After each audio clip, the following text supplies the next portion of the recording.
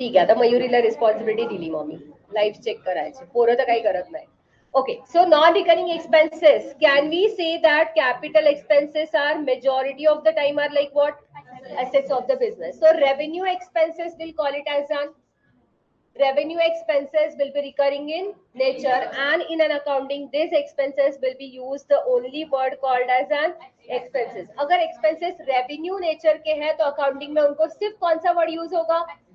Revenue expenses को सिर्फ expenses word use होगा. अगर एक्सपेंसेस कैपिटल है तो हम उसे ये कैपिटल एक्सपेंस, ये कैपिटल एक्सपेंस ऐसे बोलते हैं नहीं है. Generally most of the time they are assets of the business. तो दो ही डिफरन्स यहाँ पे. नॉन रिकरिंग, आता जर का कोणाचा आवाज आला तर क्लासच्या बाहेर काढलं जाईल. Last warning. Non-recurring and recurring in nature. The second difference is it is going to give you the long-term benefit. Long-term का मतलब होता है the benefit which extends more than a 1 year. Okay, and short-term in an accounting would mean that the benefit is less than 1 year. So if you pay an insurance, is it going to give you a long-term economic benefit or short-term economic benefit? long-term benefit. Do you have to pay the insurance? एक ही बार insurance पे कर दिया और मुझे 50 सालों तक का insurance मिल गया, तो लॉन्ग टर्म कैसे हुआ? अब सब लोग फिसल गए शॉर्ट टर्म पे. सो लॉन्ग टर्म का मतलब होता है बेनिफिट मोर देन 1 ईयर तब मिलेगा कि एक ही बार आप पेमेंट कर रहे हो बट आपको उसका बेनिफिट जिंदगी भर मिल रहा है. यस और no, that you will call it as a long term ना. बट इंश्योरेंस का प्रीमियम तो आपको every year you have to pay it. तो हमने इसलिए कहा कि recurring expenses will be can be on a daily basis, monthly basis, quarterly basis, half yearly basis, yearly basis. साल में कम से कम कितनी बार पे करना है? कम से कम एक बार पे करना होगा, but every year you have to pay that now, then it become an revenue expenses. अगर आप एक ही बार पे कर रहे हो बट आपको जिंदगी भर का उसका बेनिफिट मिल रहा है, अगर आपको लाइफ टाइम उसका बेनिफिट मिल रहा है, then it will be called as an capital expenses. ठीक है, क्लियर है? Do you know that there are some clubs membership that you get it for a lifetime? अगर आपके पेरेंट्स कोई क्लब के मेंबर्स है, there are 2 options they get in. अगर आप हर साल मेंबरशिप पे करोगे, ठीक है, तो you will call it as a subscription and subscription will become your revenue expenses. But देखो रोटरी क्लब एंड ऑल, मान लो कि वो हर साल का 50,000 मेंबरशिप लेते हैं, ठीक है, बट उन्होंने आपको ऑप्शन दे दिया कि एक ही बार का 10 लाख रुपए पे करो, जिंदगी भर का आपको मेंबरशिप मिल जाएगा. Are you getting this? So this 10 lakh rupees is a bigger amount, like smaller amount और bigger amount? Of course bigger amount, but ये वन टाइम है. ये 10 लाख रुपए लेके लोटरी का क्या करेगा? अपने चाय पानी के खर्चे चलाएगा? तो क्या करेगा रोटरी क्लब इसका? एक टाइम 10 लाख रुपए लिया आपसे, एक ही बार लिया है, आपको क्या लगता है what they will be doing with this such a big amount? Are they using for a revenue expenses? हर महीने का ट्रांसपोर्ट ट्रैवलिंग के लिए 10 लाख रुपए यूज करेंगे, और will they try to construct any asset out of it? तो pay करने वाला भी जो दे रहा है वो वन टाइम दे रहा है, और जो रिसीव कर रहा है वो भी उसको वन टाइम एक्सपेंस की तरह ही, मतलब एसेट बिल्ड करने के लिए ही यूज करेगा. This concept you will have it in the 12th standard that we do it for the NPO, non for profit organization के लिए जब हम अकाउंटिंग करते हैं, तो ये bifurcation, again we need this bifurcation कि क्या कैपिटल इन नेचर है, कौन से सब्सक्रिप्शंस होते हैं वो कैपिटल इन नेचर है, कौन सा मेंबरशिप होता है वो कैपिटल इन नेचर इनकम हो सकता है, और कौन सा रेवेन्यू. सो अगर आपको ये डिस्टिंक्शन बहुत अच्छे से समझ में आ रहा है, you will never have any doubt in your mind while doing any kind of accounting in a life time. यहाँ पे हमें रट्टा नहीं माना कि क्या ट्रेडिंग, क्या पीएनएल, क्या बैलेंस शीट, और क्या एसेट्स एंड क्या लायबिलिटी. अगर रट्टा मार गए और कोई रियल लाइफ का एग्जांपल आ गया तो आप उसको सॉर्ट कर पाओगे? नहीं. रट्टा मार के जितनी चीजें सामने दिखाई देती है उतना ही समझ में आएगा. गेटिंग? बट अगर आपको कंसेप्ट वाइज अगर ये अच्छे से पता है तो you will never mess up with the the capital and the revenue expenses और revenue income. Have I given you that example कि जहाँ पे आपने सेकंड, सपोज ये टेबल मैंने नया लिया, okay, the table costed me ₹10,000. Will you call it as an asset? Yes. अब ये टेबल का ये ऊपर का प्लेटफॉर्म खराब हो गया, मैंने इसको रिप्लेस करा है. Will you call it as an revenue expenses, capital expenses? Hold on. Will you call it as an capital expenses? Raise your hand. ये टेबल का ये प्लेटफॉर्म खराब हो गया, मैंने इसका सनमाई का चेंज करा है. Will you call it as an capital expenses और रेवेन्यू एक्सपेंसेस? तो how many of you think it's a capital expenses? मैंने सनमाई का चेंज करा है टेबल का. Will you call it as an capital expenses? इतने लोगों को लग रहा है ये कैपिटल एक्सपेंस है. How many of you, rest of you all think it's revenue expenses? Yes, ठीक है, तो ये रेवेन्यू एक्सपेंस है. क्योंकि सनमाई का चेंज करने से मेरे एसेट का लाइफ एनहांस हो रहा, नहीं है, it's only increasing the beautification. May be ऐसा नहीं है कि सनमाई का नहीं है तो मैं टेबल नहीं यूज कर पा रही हूँ, ऐसा है क्या? थोड़ा सा उधर से कट गया है तो मैं टेबल नहीं यूज कर पा रही हूँ, ऐसा है क्या? नहीं है। बट अब सोचो, अब मैंने सेकेंड हैंड टेबल परचेज किया, उस सेकेंड हैंड टेबल का नीचे का पैर ही नहीं है, ठीक है? वो सेकेंड हैंड टेबल को ये प्लेटफॉर्म ही नहीं है, ये वाला, तो वो टेबल टेबल कहूंगी क्या मैं? First of all, can I use it as a table? अब उसका मैंने पूरा वुड यहाँ पे नया सेट कर लिया, ओके, कारपेंटर को बुला के पूरा सनमाइका चेंज कर दिया, ये टेबल का ये जो पेयर था वो भी मैंने पूरा सेट कर लिया। Now will you call it as capital और रेवेन्यू? अब आपने इसको कैपिटल क्यों कहा? Because without that you can not use it as a table. Getting? तो जब आप सेकेंड हैंड कोई मशीनरी या सेकेंड हैंड एसेट परचेज करते हो and that can not work without that repairs and maintenance, it will become an capital expenditure. But अगर आपका existing asset है, उसको सिर्फ ब्यूटिफिकेशन करने के लिए, उसको थोड़ा ठीक ठाक करने के लिए ना, समझ में आ रहा है? तो अगर आप उसमें कुछ चेंजेस कराते हो, छोटे मोटे रिपेयर्स कराते हो, those will become revenue expenditure, ठीक है? तो ये बाइफरकेशन जब जब तक आपको समझेगा नहीं, you will not be able to put it to the trading account और प्रॉफिट एंड लॉस अकाउंट और द बैलेंस शीट। तो कभी भी अकाउंटिंग में, मतलब कोई भी अकाउंटिंग कोई भी लेवल का आप करो, सबसे पहले आपको उसको क्या क्वेश्चन करना होता है? कैपिटल है या वो रेवेन्यू है, ठीक है? And I told you this is not given in your text book anywhere except the 2-3 lines के अलावा टेक्स्ट बुक में आपके चैप्टर नंबर 1 में कुछ भी इसके बारे में ज्यादा दिया हुआ नहीं है, but it is the core of your accounting, यही आपका अकाउंटिंग का कोर है। Okay, so coming back over here, the revenue expenses will give you the short term benefit। को एक महीने का सैलरी दिया तो सिर्फ एक ही महीना काम करेगा। लाइक आई सेड, इलेक्ट्रिसिटी के लिए अगर आपने एक महीने का पे नहीं किया, इलेक्ट्रिसिटी क्या हो जाएगा? कट हो जाएगा। तो शॉर्ट टर्म बेनिफिट मतलब जितना पे करोगे उतना ही बेनिफिट मिलेगा ना। गेटिंग? मेड को एक महीने का पगार दिया और उसने 10 साल काम करना कमिट कर दिया, होगा क्या? ऑफ कोर्स नहीं होगा। ओके, हाँ हाँ समझ गई, एक ही minute. So coming back, so we said that the assets, so asset का definition क्या दिया? Now coming back, those who have done the chapter number 1 का revision, tell me asset की definition आपने क्या सीखा? Asset is any physical thing or rights which are owned by the business is called as an asset। मतलब वो कोई तो physical चीज हो सकता है या वो rights हो सकते हैं। So rights in the form of an like copyrights हो सकते हैं, patents हो सकता है, okay, trademark हो सकता है, ये there can be some assets which are tangible, some assets which are intangible। तो ये tangible asset है, इसके अंदर का operating system क्या है? Intangible asset है, दिखाई देता नहीं है, right? So some assets can be tangible, some assets can be intangible as well। Now then what is the liability? If this is the asset, then what is the liability of the business? Liabilities क्या है फिर? Any amount which is to be payable by the business to anyone will be called as an liability। अगर मुझे वो टपरी वाले को भी 10 रुपए चाय के देना बाकी है तो भी वो बिजनेस के लिए क्या है? Liability है। Okay, so any amount which is payable by the business to anyone will be called as an liability of the business। So liability will be shown onto the balance sheet, liability side of the balance sheet। Loans taken, ठीक है, loans taken क्या है? Liability है। Bank overdraft liability है। Creditors क्या होते हैं? Any amount payable by the business to the person जिसे आपने क्रेडिट पे चीजें परचेज करी, वो भी लायबिलिटी है आपके पास। So the liabilities can be short term और it can be long term, कल हमने ये देखा, ठीक है? The other types of the liability is the fix liability, current liabilities। Fixed liability, capital is the fixed liability of the business। Why? Capital business में आता है, कौन लेकर आता है capital? Owner. Owner who has invested the money into the business. मतलब जब भी आपको बिजनेस स्टार्ट करना है तो सबसे पहले घर से पैसे लेकर आओगे, ज्याला पण मराठीमध्ये भांडवल म्हणतो, भांडवल, ओके, काय म्हणतो? भांडवल म्हणतात मराठीमध्ये, कॅपिटलला काय म्हणतात? भांडवल।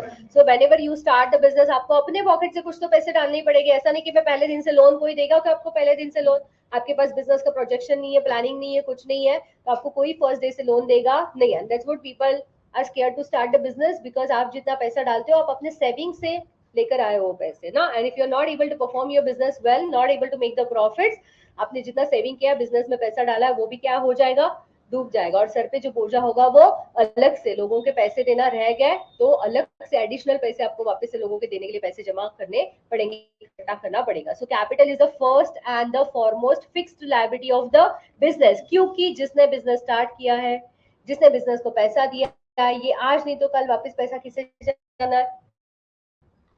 ओनर को वापस से देना है, जिसने पैसे लाए थे। जब बिजनेस वाइंड अप होगा, जब बिजनेस का डिसोल्यूशन होगा, पार्टनरशिप फॉर्म का डिसोल्यूशन होगा, बिजनेस वाइंड अप होगा, तब ये पैसे वापस किसे देना है? ओनर को। एंड दैट्स व्हाट, जब तक बिजनेस बंद नहीं होता कैपिटल कहीं पे भी जाता नहीं है। Capital is sitting on to the balance sheet liability side as an first item in the balance sheet liability side. Okay, then comes the current liability. Current liabilities fluctuating nature. Current liabilities क्या होगा? Fluctuating, बार बार change होते रहेंगे। So loan का amount change होता है कि नहीं होता है? मतलब ओरिजिनल जो लोन आपने दिया है वो चेंज होता नहीं है, बट फिर जैसे जैसे आप रीपेमेंट करते जाते हो ना, कल हमने देखा ईएमआई। ओके, सो जैसे जैसे आप मंथली इंस्टॉलमेंट पे करते जाओगे वैसे वैसे आपका लोन बढ़ेगा या कम कम होगा? कम कम हो जाएगा। So every month your loan का बैलेंस क्या होने वाला है? चेंज होने वाला है। जितना जितना आप रीपेमेंट करते जाओगे लोन का बैलेंस चेंज हो जाएगा, इसलिए उसको क्या बोला है? करंट लायबिलिटीज कहा है, लोन को करंट लायबिलिटीज कहा है। Apart from that, bank overdraft, creditors ना, जिनसे आपने उधारी पे गुड्स परचेज करे हैं, आज नहीं तो कल आप उनके पैसे दे दोगे, 10 दिन में, 20 दिन में, 15 दिन में, और नए क्रेडिटर्स खड़े करोगे। So everything of this is a fluctuating in nature and that's what they are called as an current liabilities. Then comes the expenses. So come back to that page number 28 जो कल मैंने आपको draft बना के लिए लाने के लिए कहा था। तो ये तीन चीजें मैंने आपको एक्सप्लेन कर दी, what is capital, what is liability and what is the assets of the business. समझ में आया? Let's look into the examples over here. एक बार यहाँ के तीनों एग्जांपल्स को गो थ्रू करेंगे। So assets can be tangible और इनटैंजिबल। पेज नंबर 28 सबने ग्राफ बना लिया, सबने चार्ट बना लिया है वो? एवरीवन, न्यू ओल्ड सभी के पास है? न्यू स्टूडेंट्स है आपके पास? जोश बनाया? नहीं बनाया? नहीं, कब कब बनाओगे? क्या बोला था मैंने? राइटिंग पार्ट नहीं करा सकती हूँ, फिर पीछे छूट जाओगे आप लोग। ठीक है, राइटिंग पार्ट सेम वाला पार्ट, इसके सारे रिकॉर्डेड लेक्चर्स वैसे भी है ऐप पे ना। ठीक है, तो आपका अगर एडमिशन हो गया होगा आपको एक्सेस मिल जाएगा, तो you will get this recorded lectures as well. But मैं राइटिंग करने बैठ गई तो टाइम छूट जाएगा हमारा। Okay, and we have to go through, we have to reach to the chapter number 3 now. So coming back, आज घर पे जाके कुछ भी करके बुक को हॉरिजॉन्टल रखना है और चार्ट वैसे के वैसे आपको कॉपी करना है। मैं आपको एक्सप्लेन कर रही हूँ, आपको सिर्फ वहां पे देख के कॉपी करना है एक बार। हाँ ठीक है। So coming back here, this is called as an classification of accounts as per the modern approach. तो क्लासिफिकेशन क्यों करना है? Let's go back to the roots. क्योंकि हमें जर्नल एंट्री पास करना है। जर्नल एंट्री में एक अकाउंट कम से कम डेबिट होना चाहिए, एक अकाउंट क्रेडिट होना चाहिए। ये किसने कहा? चैप्टर नंबर 2 के स्टार्टिंग में आ जाओ। ये किसने कहा? Luca di Barrico Pacioli. He invented double entry bookkeeping system where he said every transaction got two aspects. So minimum there will always be, to every transaction there will be one giver and one receiver. So अगर एक giver है और एक receiver है तो एक account कम से कम debit होगा और दूसरा अकाउंट क्रेडिट होगा। अगर ओनर ने कैपिटल दिया है बिजनेस को 50 लाख रुपीस का, तो बिजनेस भी क्या कहेगा? हाँ, हमारे पास आपका 50 लाख रुपीस का कैपिटल है, आज नहीं तो कल हमें आपको वो वापस करना है। सो हम कहते हैं कि owner has given the capital and the business has received 50,000 as a capital, 50 lakh rupees as a capital, right? So every transaction, जब आप किसी को गुड सेल करते हो उसके बदले में पैसे लेते हो कि नहीं लेते हो? तो आप सेल्स करोगे तो आपके पास क्या आ जाएगा? कैश आ जाएगी। सो टू एस्पेक्ट हुआ कि नहीं हुआ? एक तो आप सेल कर रहे हो, दूसरा एस्पेक्ट क्या है? You are getting the cash for it ना। So every time, every transaction there is one giver and the one receiver of the benefit, and that's what Luca di Barrico Pacioli, he invented this system on the 10th of November. He introduced his paper, मतलब he was presenting one paper. Okay, उसमें कुछ pages उसने इसके बारे में लिखा, double entry book keeping system के बारे में लिखा, and that's what 10th of November we celebrated as an International Accounting Day. Not only Accounting Day, International Accounting Day. Throughout the world, it is celebrated as International Accounting Day. और कहीं पे भी world में जाओ, debit credit के rules change हो रहे नहीं है, एवरीवेयर द सेम। जो 3 गोल्डन रूल्स आप यहाँ पे पढ़ रहे हो, जो क्लासिफिकेशन आप यहाँ पे पढ़ रहे हो, सेम वही पूरे दुनिया में अकाउंटिंग के लिए एप्लीकेबल है ना। और इसलिए हम कहते हैं कि accounting have a profession, is such a profession जहाँ पे आपका नॉलेज इंडिया से लिमिटेड नहीं है। अगर आप कोई भी चीज के डेप्थ में जाओगे, कोई भी अकाउंटिंग स्टैंडर्ड के डेप्थ में जाओगे, तो आप दुनिया में कहीं पे भी काम कर सकते हो। So coming back here, the 10th of November 1494, he introduced his paper where he said that every transaction got two aspects. So every business transaction involves two persons or accounts of the parties, wherein one is the receiver and the one is the giver of the benefit. If something comes into the business, something goes out from the business. Recording of the two aspects of the money of the monetary transaction in the books of the accounts is called as in terms of debit and credit is called as double entry bookkeeping system. So debit and credit, एक account हमें debit करना है और एक account हमें credit करना है। ठीक है, तो coming back to here, so why do we need an classification? तो जैसे ही ट्रांजैक्शन हुआ, तो फॉर एग्जांपल आपका फर्स्ट ट्रांजैक्शन हमेशा, जर्नल जब चैप्टर नंबर 3 करेंगे, आपका फर्स्ट ट्रांजैक्शन हमेशा रहेगा that Mr. ABC, whoever it is, or SRK, Mr. A started business. ये आपका फर्स्ट ट्रांजैक्शन रहेगा. Mr. A started business with cash, say rupees 10 lakhs. So in this transaction, your first duty is to identify the accounts. क्या identify करना है आपको? Accounts, क्योंकि एक account debit और एक अकाउंट क्रेडिट करना है. तो अकाउंट्स को कैसे आइडेंटिफाई करते हैं? Account is nothing but called as a common basket in which the similar kind of transaction has to be put into the one basket.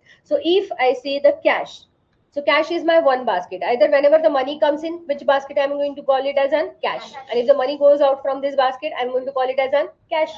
So I will say cash comes in or cash goes out. Getting, so cash become one of my account. Cash मेरा एक account बन गया. Now who started the business?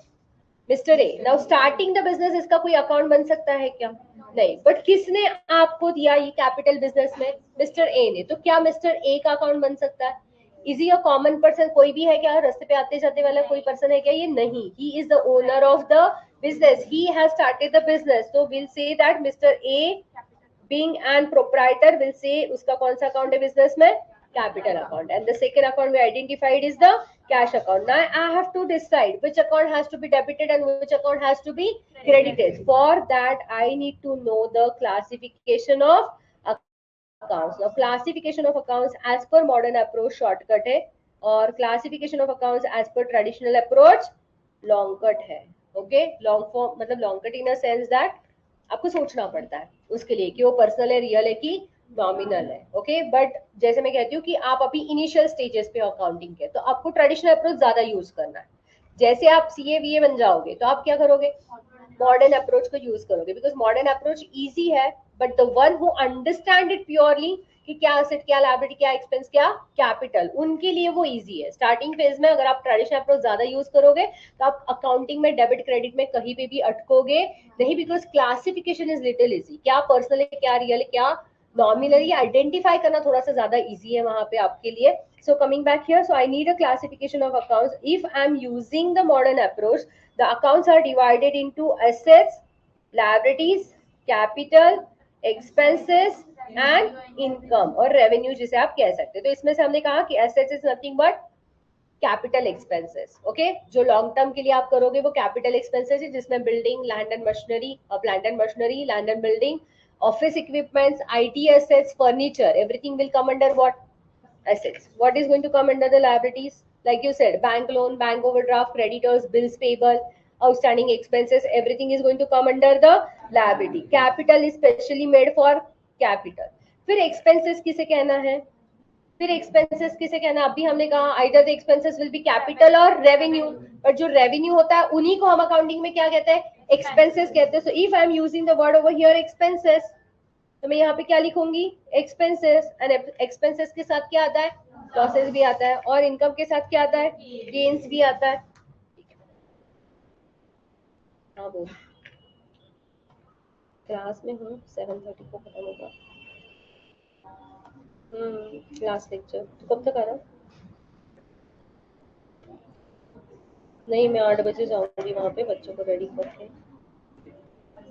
अच्छा हाँ ठीक है, birthday party है ना आज वो. ठीक है. हाँ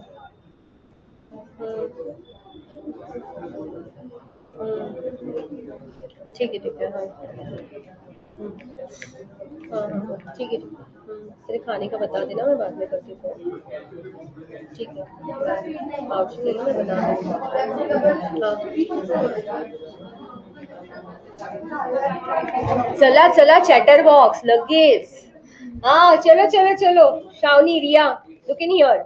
So revenue expenses will be called as an expenses and losses will also be covered over here. So just give me some examples. आपकी घर पे daily basis पे जो खर्चे वो सारे revenue है. Grocery, vegetables that you purchase, okay, rent that you pay on a monthly basis, electricity that you pay on the monthly basis. आपके daily के traveling खर्च से expenses coming to the class, yes or no? ये भी क्या है आपके? Revenue expenses है. Subscription of Netflix and your wifi and internet charges भी क्या है? मंथली खर्चे. उसके बिना आपका क्या नहीं चल सकता है? क्या नहीं चल सकता है? हाँ, आपकी दिन की शुरुआत नहीं होती है ना स्टेटस देखे बिना. Who said status?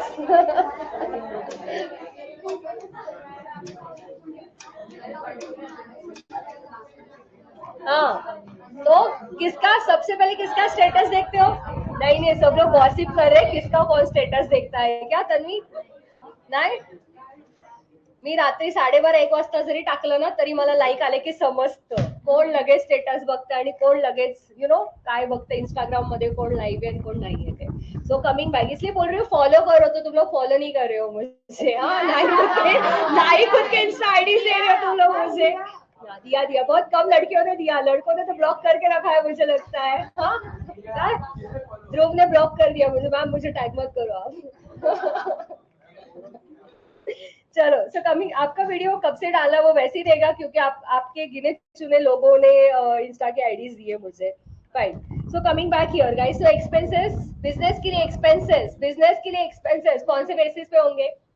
Monthly basis पे होंगे. कौन से एक्सपेंसेस होंगे? Wages, salary, housekeeping, rent. अगर बिजनेस रेंट पे, advertisement doing on a monthly basis. कौन से एक्सपेंसेस बिजनेस के एनुअल बेसिस पे होंगे? एनुअल बेसिस, साल में एक बार. एग्जैक्टली. ऑडिट फीस और इंश्योरेंस और एएमसी सुना है आप लोगों ने? Annual maintenance cost. मैंने आपको उस दिन भी बोला था एएमसी, एनुअल मेंटेनेंस कॉस्ट. अगर आपने कोई एसेट्स लेके रखा है बट जिसका मेंटेनेंस, सर्वर्स का मेंटेनेंस लगता है, पता है आपको? Any computer assets that you have, सबका मेंटेनेंस, इलेक्ट्रॉनिक चीज का मेंटेनेंस लगता है. सो उसके जो चार्जेस होते हैं आप साल में एक बार पे करते हो, और जब भी आपको सर्विस लगेगा वो बंदे आके आपको क्या करके जाते हैं? सर्विसिंग कर जाते हैं. So AMC, annual maintenance charge, will also be called as an expenses recurring in nature. Then what has to come under the income for the business? Income भी कौन से नेचर का होना चाहिए? रिकरिंग. अगर एक्सपेंसेस रिकरिंग है तो income भी कौन से नेचर का होना चाहिए? रिकरिंग. मतलब आज एक मोबाइल फोन बेचा मैंने, बस मतलब पूरे साल भर मैं चुप बैठूंगी? नहीं. The sales has to happen on a recurring basis. तो सेल्स अगर रिकरिंग बेसिस पे होते हैं तो और कौन से इनकम है जो आपको शायद से क्वार्टरली मिल सकते हैं, मंथली मिल सकते हैं, डेली बेसिस पे इनकम हो सकती है? वो तो सेल्स ही है. Commission, dividend. All of you understand meaning of dividend guys? Dividend सबको मीनिंग पता है? क्या भी बोलो नहीं पता है जिसको? चलो, डिविडेंड का मतलब नहीं पता है, किसी नहीं पता है? ठीक है, कौन एक्सप्लेन करेगा व्हाट इज डिविडेंड? सबको पता है? तुम लोग हाँ, डब्बा नहीं हो अभी? ठीक है, बताओ फिर डिविडेंड का मतलब क्या है? कौन बताएगा डिविडेंड का एग्जैक्ट वर्डिंग में मतलब? डिविडेंड, हाँ, शेयर्स, बस इतना ही सुनाई दे रहा है. हाँ, काय शेयर्स, काय returns on the shares. So that money that you put into the shares, a small portion of the net profits of that business, which is for like for what you have purchased the shares of that company. Okay, whichever company you have purchased the share, a small portion of the net profit which is distributed to the shareholders is called as an dividend. तो आपके लिए dividend income है.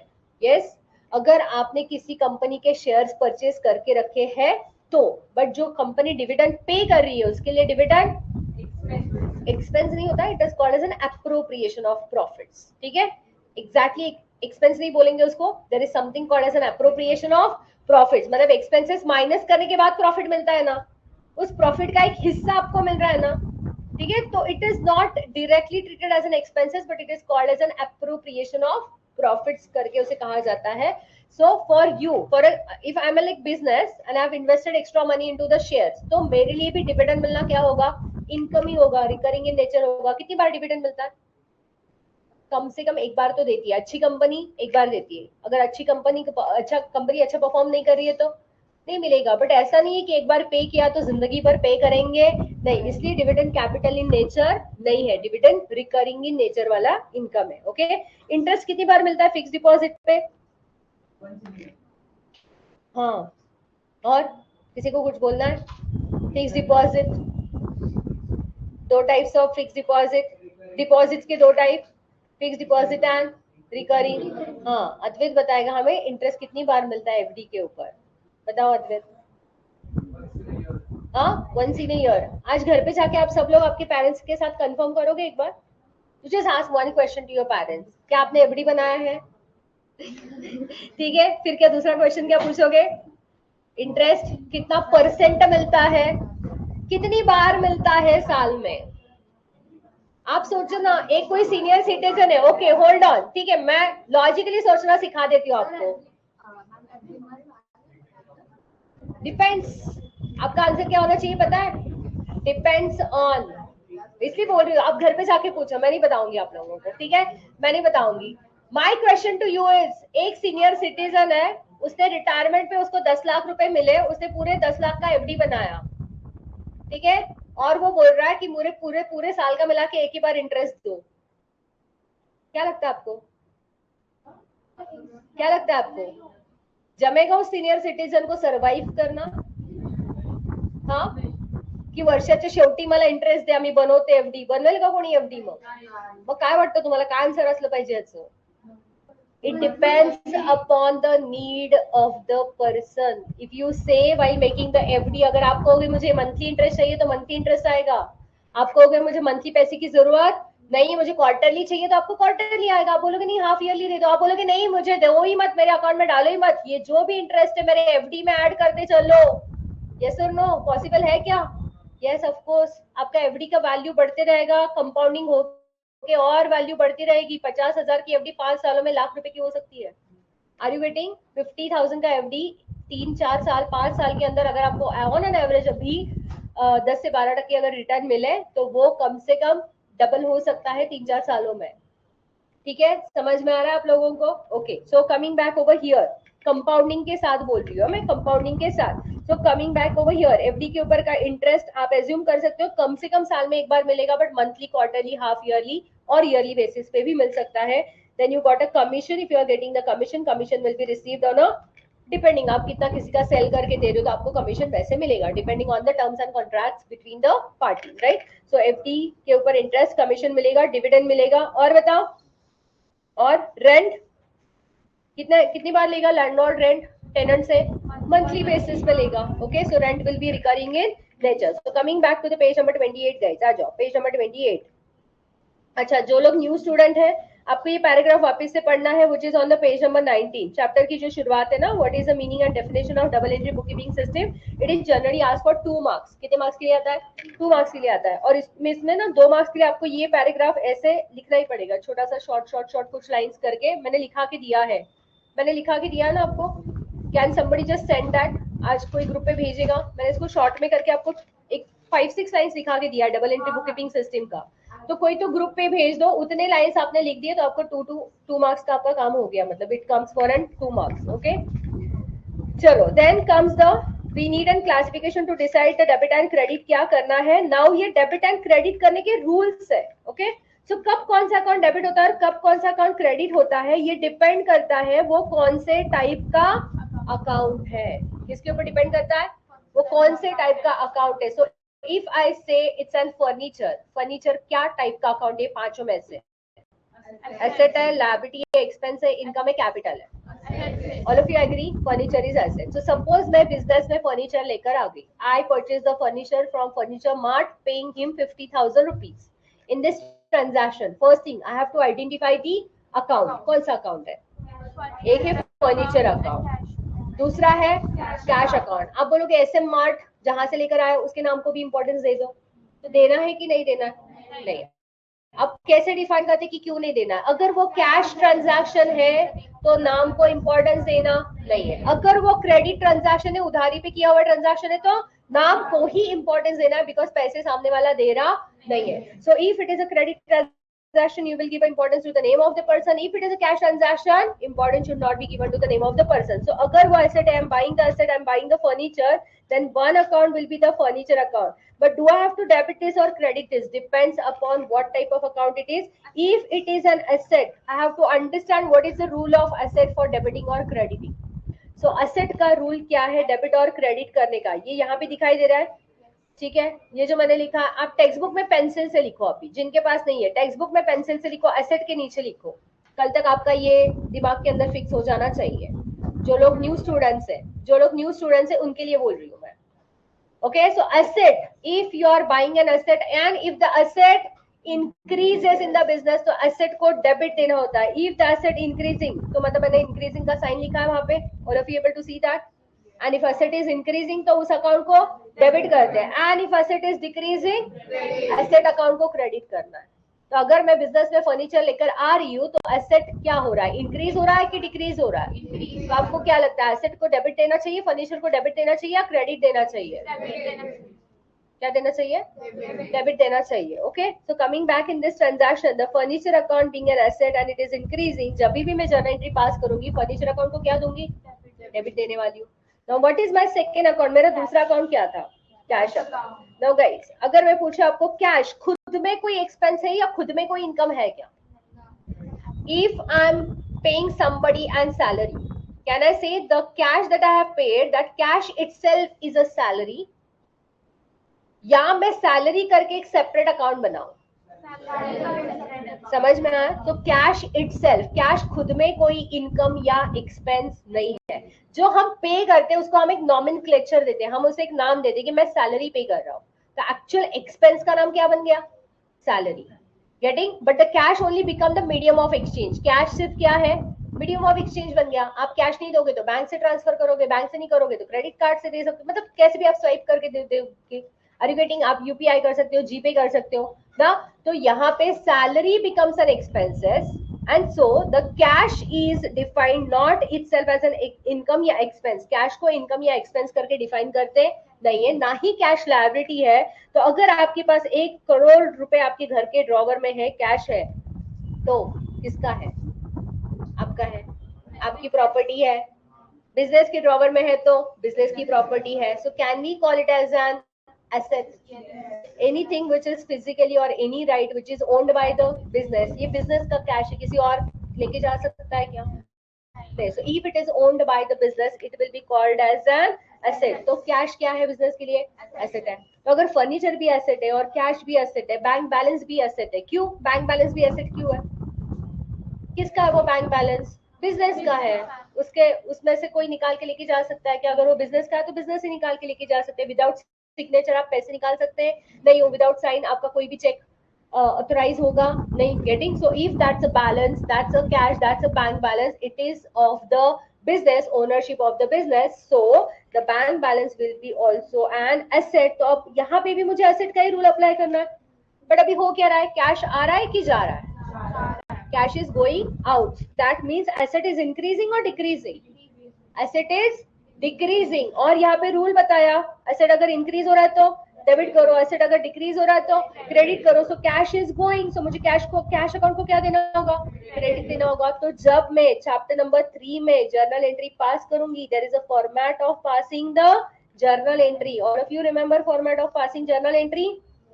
Date, particulars, LF, debit amount, credit amount. आपको सिर्फ format पता है अभी, ठीक है? बस यही फॉर्मेट है जो everybody uses, the same format for passing the journal entry. सिर्फ कंप्यूटराइज अकाउंटिंग सिस्टम में इतना हुआ है. मतलब हम जो पढ़ रहे हैं 11th-12th में, मैंने आपको पहले भी बोला, आप कौन सा पढ़ रहे हैं अकाउंटिंग? मैनुअल अकाउंटिंग या कंप्यूटराइज अकाउंटिंग? मैनुअल. आपको आईटी वाले सब्जेक्ट में कंप्यूटराइज अकाउंटिंग पढ़ाएंगे टैली के अंदर, कि टैली में कैसे डेबिट क्रेडिट होता है, कैसे लेजर्स बनाते हैं, कैसे उसका ग्रुपिंग करते हैं. सो बेसिकली आप अभी जो पढ़ रहे हो वो मैनुअल अकाउंटिंग है. और पहले के जमाने में मैनुअल अकाउंटिंग में ये एलएफ कॉलम था, लेजर फोलियो, जो हम सेकंड स्टेप है ना अकाउंटिंग का, ठीक है? वो दूसरे बुक में लेजर बनाते थे और दूसरे बुक में बनाते थे करके उसका पेज नंबर का रेफरेंस यहाँ पे आता था, page number 2, 3, 4, 5, 10 whatever it is. तो इसलिए एलएफ कॉलम था. अब कंप्यूटराइज अकाउंटिंग में एलएफ कॉलम की जरूरत नहीं है, बिकॉज एक क्लिक पे आप कुछ भी कोई भी लेजर ओपन कर सकते हो. आपको ध्यान में रखने की जरूरत नहीं कि कौन से पेज पे उसको आपने पोस्टिंग किया. Are you getting? So practically LF column आपको कंप्यूटर में दिखेगा नहीं, इसकी जगह पे इनवॉइस नंबर, कुछ रेफरेंस, ऐसे नंबर्स के कॉलम्स आपको टैली में दिखाई देंगे. So if I have to pass the journal entry, अब से 2025 1 अप्रैल को मैंने ये ट्रांजैक्शन किया है, परचेज द फर्नीचर.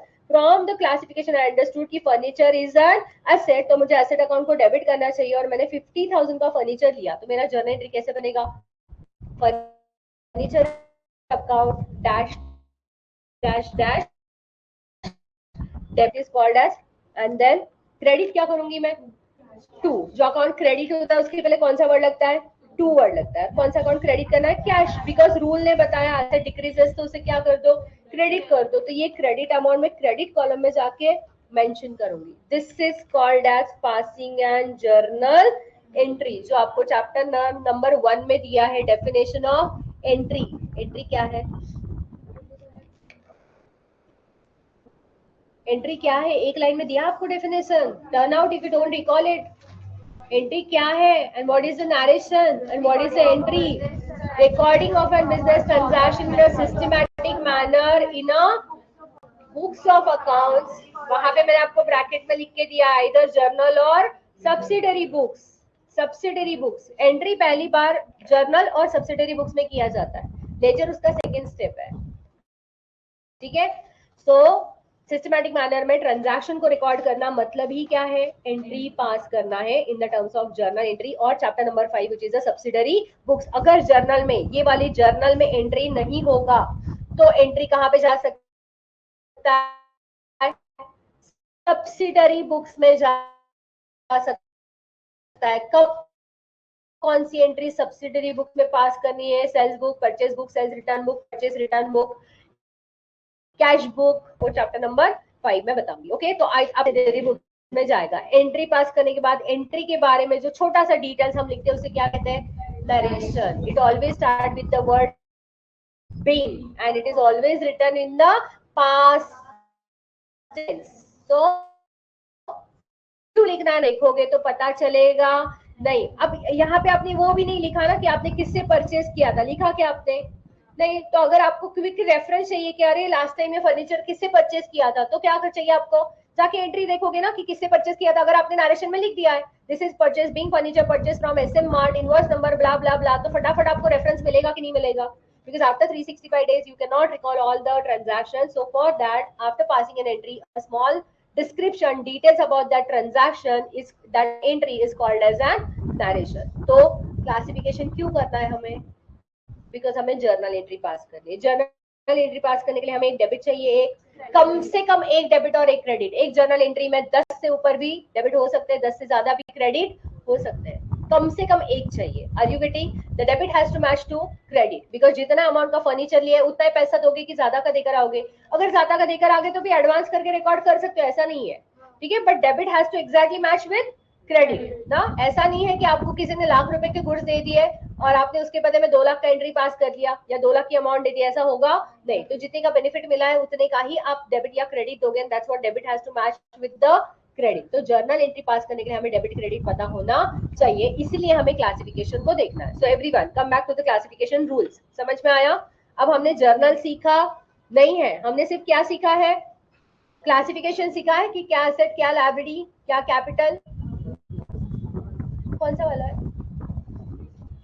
तुम्हारा? क्लास है, टेस्ट है ना अभी? You are done with the test? तेरा नहीं है? अच्छा, तो कौन सा क्लास है तेरा? कुछ नहीं. कल क्लास नहीं, कल नॉर्मल रेगुलर टाइमिंग है. परसों शायद मॉर्निंग में करेंगे, बट परसों मॉर्निंग में सीए के 2 लेक्चर्स रखेंगे और फिर 12 सीबीएसई का मैंने पूछा नहीं अभी मैम को लेना है कि नहीं. मैं पूछ के बताती हूँ. नहीं है हाँ कुणाला कुणाचं इथे. अच्छा नाही आले. सरांना विचार, सरांनी ठेवले. चलो चलो guys, come to the page number 28. Quickly page number 28 पे आ जाओ. सो एसेट क्या आपने लिखा? If it is increases debit करो, इफ एसेट डिक्रीजेस क्रेडिट करो, इफ एक्सपेंसेस इंक्रीजेस डेबिट करना, इफ एक्सपेंसेस डिक्रीजेस क्रेडिट करना, if income increases, if income decreases, if liability increases, if liability decreases, if capital increases, credit, if capital decreases, debit. समझ में आया? ठीक है. तो कौन से दो चीजों की रूल सेम है? Asset and expense. इंक्रीज होता है तो डेबिट, डिक्रीज होता है तो क्रेडिट. कौन सी चीजों के रूल सेम है?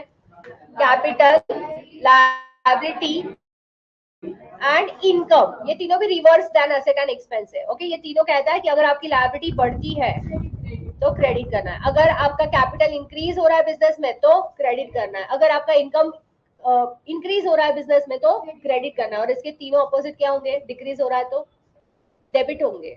ओके, लो मतलब लायबिलिटी डिक्रीजेस तो क्या होगा? डेबिट होगा. गेटिंग? कैपिटल डिक्रीजेस तो क्या होगा? डेबिट होगा. इनकम डिक्रीजेस तो क्या होगा? डेबिट होगा. अंडरस्टूड? समझ में आया? तो जिन्होंने रूल्स नहीं लिखा है बोलो. अटेंडन्स अच्छा विचारले जरा थांबा. ठीक आहे, लिहून घेतलं का? ज्यांनी लिहून नाही घेतलं 2 मिनिटात लिहून घ्या. हे खास रूल्स तिथे टेक्स्टबुक मध्येच लिहा. घरी गेल्यानंतर एकदा कॉपी करायचं तुम्हाला ऍज इट इज. मी फोटो पाठवू का? All of you new students are there in the demo group. कोई है जो, मैं ना सारी चीजें डेमो पे नहीं भेज सकती, बट ये समझ लो आप लोग.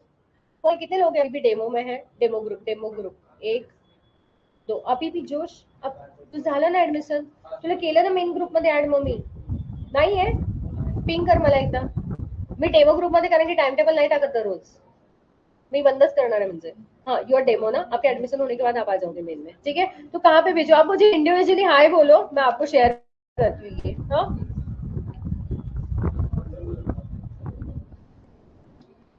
हाँ. So guys, you got an homework. Okay, you got an homework. बेटा, आपका लेक्चर अभी कौन सा है? मैथ्स एसपी है. हाँ, ठीक है ठीक है. Just hold on. होमवर्क बता रही है न्यू स्टूडेंट्स के लिए, जिनका ओल्ड स्टूडेंट्स का हो चुका है आपको नहीं करना है.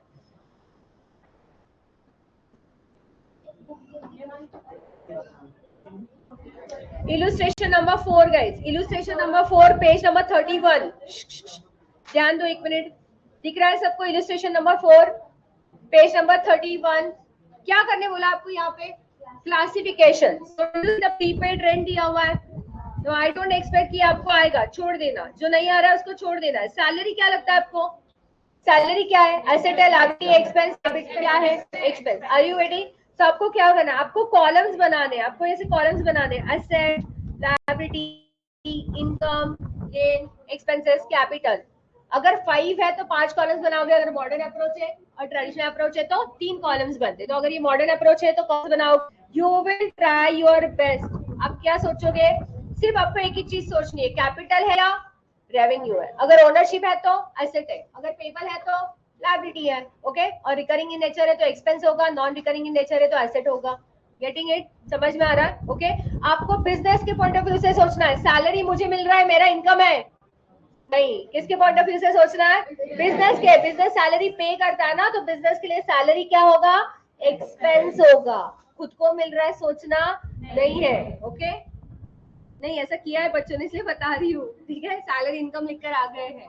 Are you clear? होमवर्क क्या है न्यू स्टूडेंट? पेज नंबर 31 का क्लासिफिकेशन आपको इस तरीके से करना है.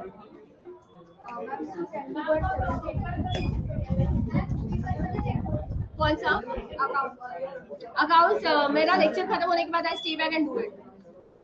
लोगों का आज 7:30 तारीख तो मैं डाल दूं पेरेंट्स को मैसेज? ठीक है.